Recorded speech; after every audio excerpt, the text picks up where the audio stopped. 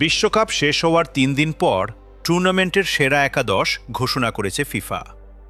সমর্থকদের ভোটে নির্বাচিত এই দলে সবচেয়ে বেশি ৩ জন করে জায়গা পেয়েছেন বিশ্ব চ্যাম্পিয়ন স্পেন ও ফ্রান্সের ফুটবলাররা।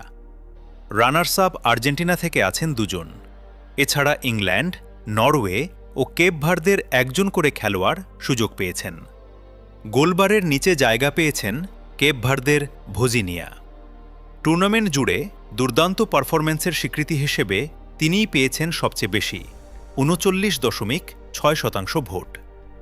রক্ষণভাগে আছেন পেদ্রো পোরো, মার্ক কুকুরেয়া, দায়ো উপামেকানো ও লিসান্দ্রো মার্তিনেজ।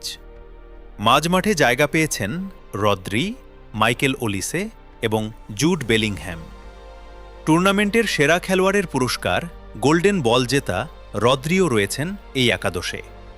আর আক্রমণ ভাগে আছেন লিওনেল মেসি, কিলিয়ান এমবাপ্পে এবং আর্লিং হল্যান্ড।